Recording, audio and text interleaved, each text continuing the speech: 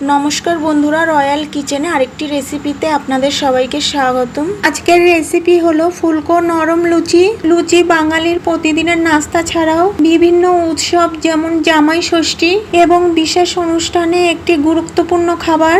এটি শুধু একটি খাবার নয়, এর সঙ্গে বাঙালির আবেগ ও ঐতিহ্যের গভীর সম্পর্ক রয়েছে। আশা করি রেসিপিটি আপনাদের কাছে খুবই ভালো লাগবে। যদি ভালো লাগে লাইক, শেয়ার, সাবস্ক্রাইব করে আমার পাশে থাকার অনুরোধ রইল। আর ভিডিওটি না কেটে শেষ অবধি দেখার অনুরোধ রইল। তো বন্ধুরা, আর দেরি না করে আসুন রেসিপিটি দেখে নেওয়া যাক।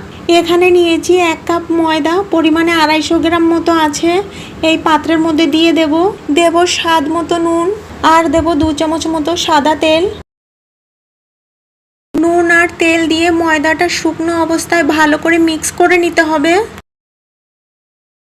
ময়দাটা ঠিক এরকম করে মাখতে হবে, হাতে মুঠি করলে এরকম মুঠি হয়ে যাবে, আবার আস্তে চেপে দিলে এরকম গুঁড়ো গুঁড়ো হয়ে যাবে। তখন বুঝতে হবে ময়দাটা ভালো করে মিক্স করা হয়ে গেছে। এবার অল্প অল্প জল দিয়ে ময়দাটা ভালো করে মেখে নেব।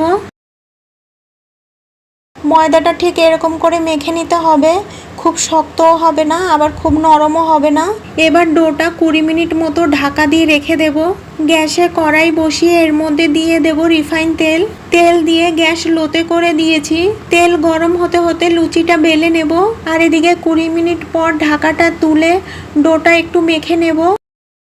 ডোটা মেখে ছোট ছোট লেচি কেটে নেব। আমি এরকম সাইজের লেচি কেটে নিয়েছি, আপনারা আপনাদের পছন্দ মতো যে কোনো সাইজের লেচি কেটে নিতে পারেন।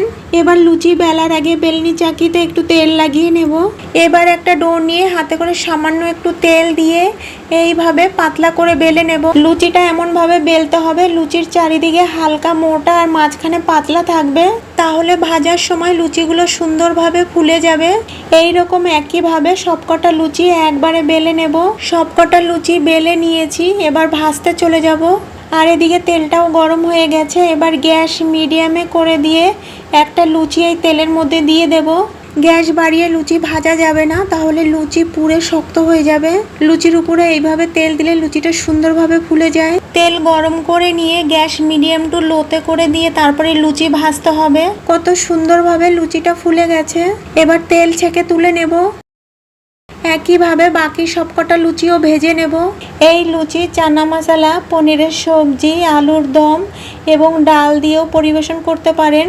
এইভাবে বাড়িতে বানালে কমেন্ট বক্সে জানাতে একেবারেই ভুলবেন না।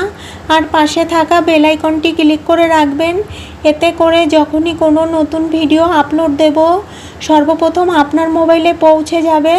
সবাই ভালো থাকবেন, সুস্থ থাকবেন।